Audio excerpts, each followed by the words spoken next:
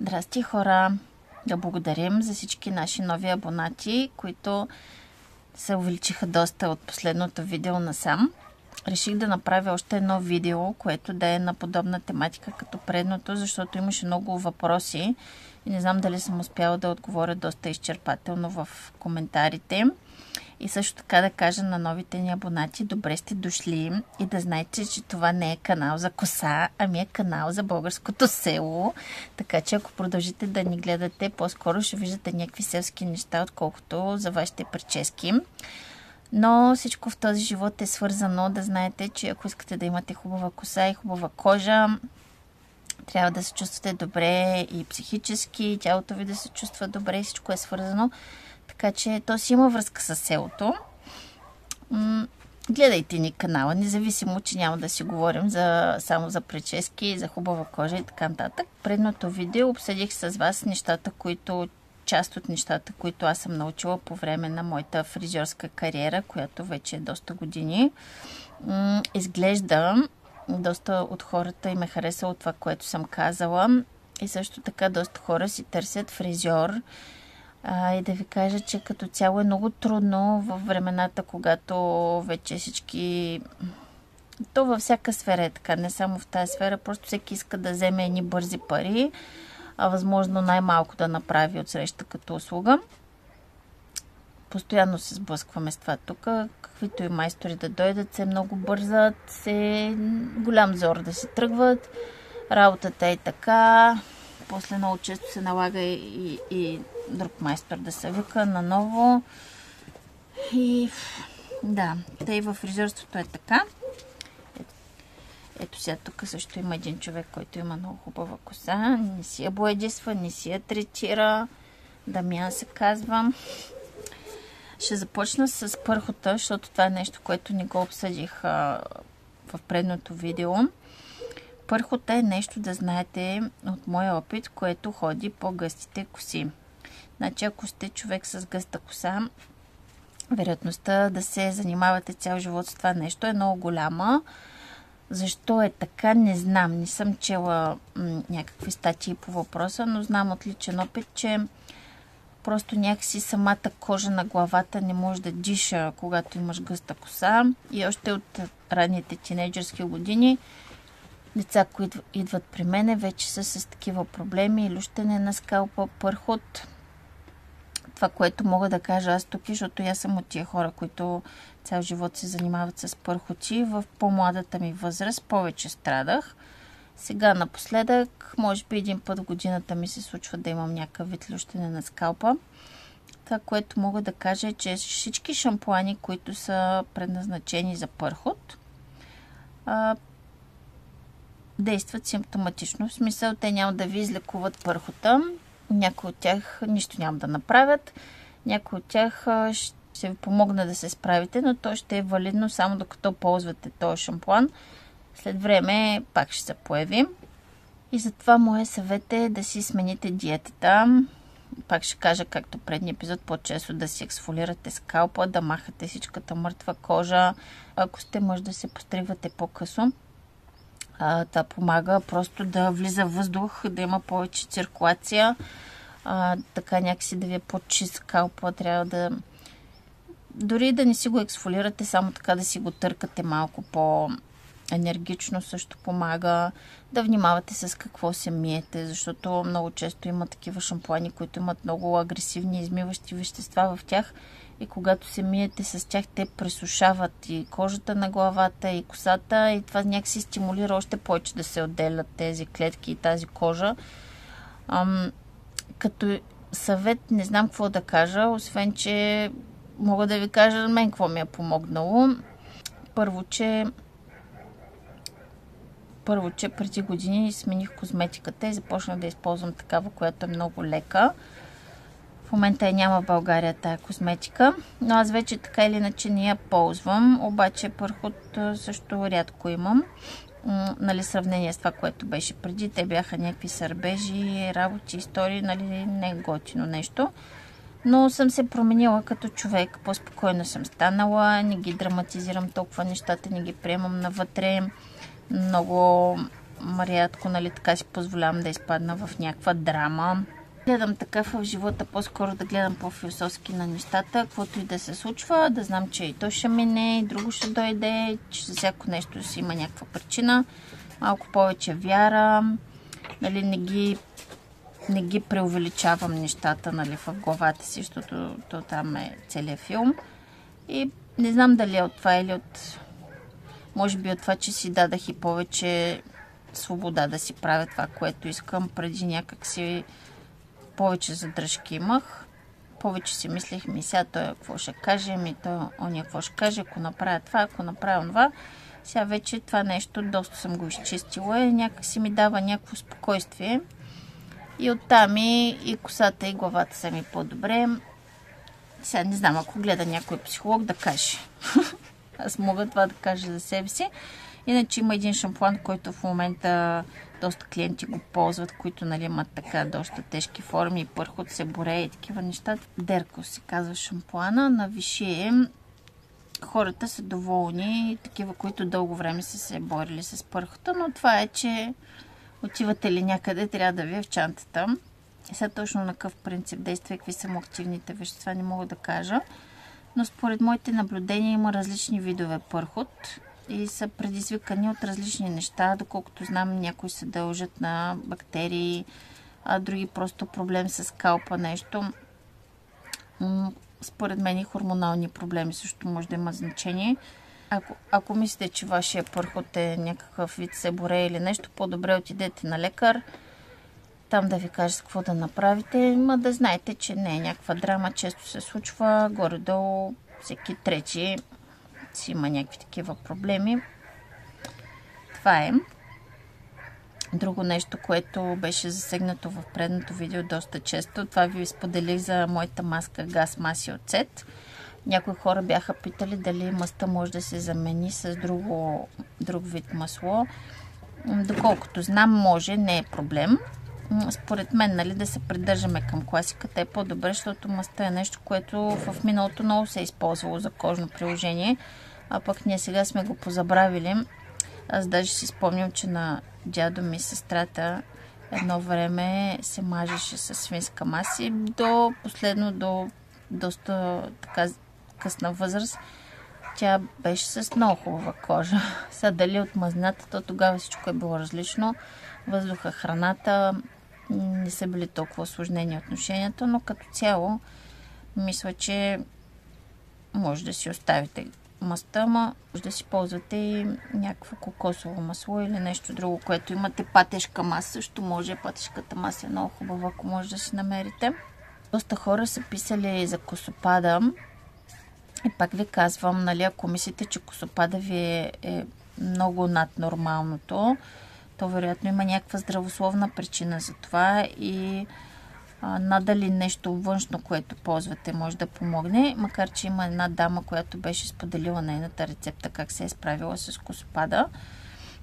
Тази рецепта ще я сложа в описанието на видеото, ако някой му е интересно. Направо ще цитирам нейния коментар. Ако някой му е интересно, може да погледне тя как се е справила, ако има, нали, същите проблеми като нея. За косопада просто важно повечето хора да знаят за косопада, че той е съвсем в рамките на нормалното.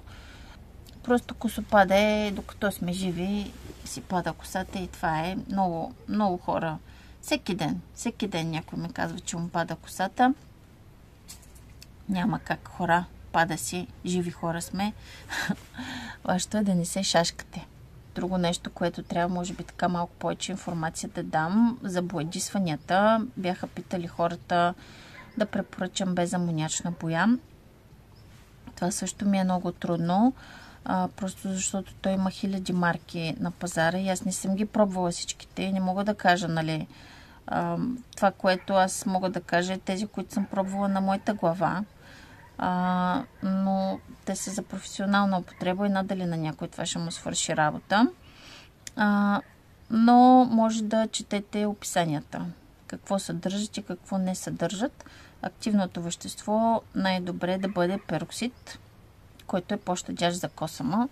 Пероксид е нещо като кислородна вода, мисля, че само че е по-концентрирано от това, с което се активира боята.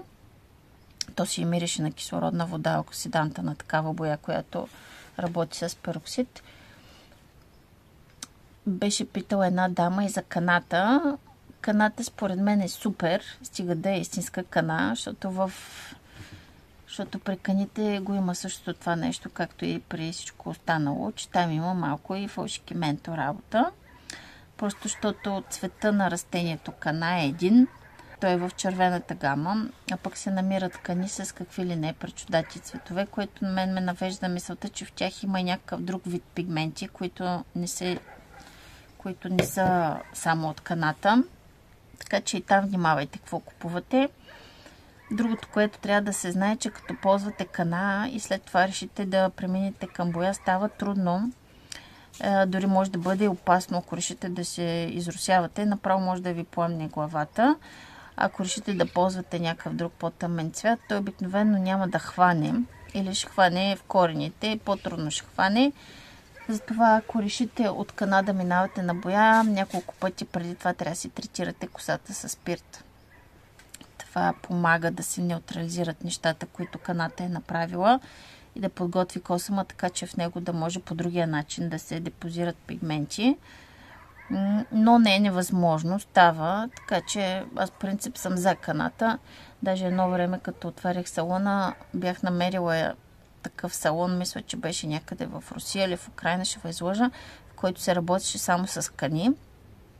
Се бях замислила за това, обаче то отнема много време и реално ти за деня няма да можеш да направиш повече от 2-3 клиентки, а пък нуждите на нашия пазар са други и не знам дали хората щяха да могат да си го позволят това нещо и дали ще да има такова търсене.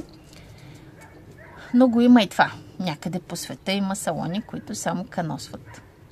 Нещо още друго щях да казвам за омазняването на косата, че също може да ползвате и хума.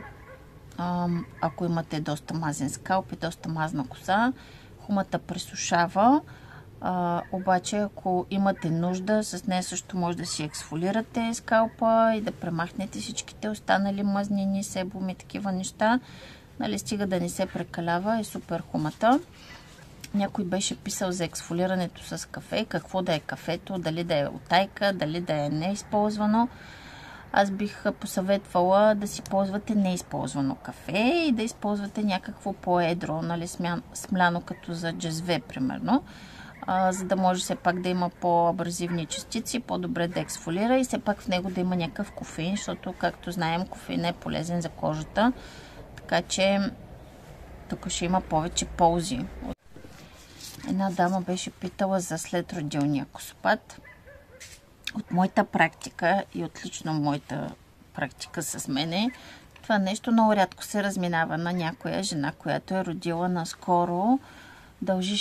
Дължи се на всичките огромни промени с хормоните, с тялото, които се случват след като родиш. Това е нормално. Даже сега в момента имам една жена в салона, която наскоро роди, опада и доста голямо количество коса, което тя така или иначе няма много. И сега почна да я расте, та си има тук и като бретон и един голям слой отгоре, който е късно, на нея вече е за втори път и тя знае, че това е нормално и не се шашка. Важното е да не се шашкате. Ако решите да пиете някакви витамини, съобразете си ги с това дали кърмите или не, защото има разлика в витамините. Моето лично мнение, и това е причината, поради която сме дошли на село, е, че витамините трябва да идват от храната, а в момента в сегашната храна, която се предлага по магазините и по пазарите, няма такива екстри или да има са в минимално количество. И затова ние си дойдохме на село да си отглеждаме храна, да сме на по-чист въздух, да имаме повече време да правим нещата, които са ни приятни и полезни, да се движим повече, да копаме. Нали, тук малко да си изрекламираме останалата част от канала. Хората, които сега са баби и дядовци, едно време са вербували техните деца още от най-малки да се махат от село, да отиват в града, да търсят по-лесен начин на живот, нали, един виж, защото в града повече пари, няма толкова да работиш, няма да метеш листа, няма да си постоянно в някакви ангажименти по двора, нали, което по някакъв начин се е считало за един вид тормоз. Аз така си го представям, след като ти гониш децата си да не го правят това. Па ние по-обратното. Идваме да метем листа и на нас ни е приятно. Вече сме стигнали до там в града, че просто това, което се случва, аз лично не го намирам за нормално. Все още имам памет и знам как беше преди години. Всичкото това пренаселване, мръсотията, отчуждението на хората, също това, че макар че си в голям град, вече много рядко има на кой да разчиташ там. Все пак града не е избягал от нас. Ако искаме нещо толкова градско да си правим, качваме се на колата, отиваме и го правим, нали? Няма драма. Но на село повече ни харесва и се чувстваме по-добре и физически, и психически. Тук малко се завъртя и за косопада и за тези неща, но трябваше да си изрекламирам канала като цяло за новите ни почитатели. Също пак ще продължа темата за косата, защото се сетих за един друг коментар. Относно цветовете, хора бяха питали какъв цвят да събладисам, добре ли е този цвят, добре ли е онзи цвят. Ще засегна темата за червените боядисвания, че много е голяма разликата между това дали искаш да си ярко червен или по-скоро тъмно махагоново червен. Защото ако искаш да си ярко червен, ти всъщност слагаш руса боя на главата си. Тя в основата си е руса, при което ти получаваш същия негативен ефект върху косъма си, все едно, че си ползвал руса боя. И само след няколко вече боядисвания, косъмът ти почва да не държи толкова боята, да няма блясък. Това е така, защото за да се наситят повече от тези червени или оранжеви пигменти в косъма, от него трябва повече да се махне, да се отнеме от неговия естествен пигмент или това, което е било преди. И затова тези бои са по-агресивни. Така че, нали, пак ще го повторя от предния епизод. Ако искате да имате здрава коса, ги избягвайте тия руси работи. Гледайте да е нещо по-естествено. Ако все пак, нали, пък искате да сте руса, просто гледайте да не е цялата ви коса, да е нещо частично, да е възможно по-щадящо. Това е от този епизод. Като обобщение мога да кажа само, че това как ще изглежда нашата коса зависи изцяло от нас, както е и всичко останало друго в нас. Ние си взимаме решенията. Както е казал някой мъдър, не съм аз, но човек е син или съответно дъщеря на собствените си решения, така че това, което представляваме ние, е плод изцяло на нашите решения в живота. Същото важи за косата, за кожата, за тялото ни в каква форма е, за стомаха ни в каква форма е. Трябва просто човек да е малко по-силен като характер и да е по-дисциплиниран, да си отстоява нещата, които смята, че са му важни. И така се получават нещата, че се балансираш и вече не ти страда толкова здравето. И друго, което може да кажа също е, че човек трябва да обича това, което прави. Защото ако не обичате това, което правите, което ви взема ежедневието, то вие ще сте постоянно в някакво самоизгризване, самоизяждане отвътре. И това съответно ще доведе пак до някакви проблеми и пак ще засегне и красотата ви. Ще направя един епизод за грижата за кожата, както ви казах, защото имаше запитвания и за това. И след това ще продължим с селската част на канала, защото си има и много заселстване. И, както казах, нещата са свързани. Кожа, коса, село, българските села запустява, трябва хората да се местят там, стига вече в тия градове сме се тъпкали. Има много какво да се прави по селата. Оставям ви и до следващия епизод.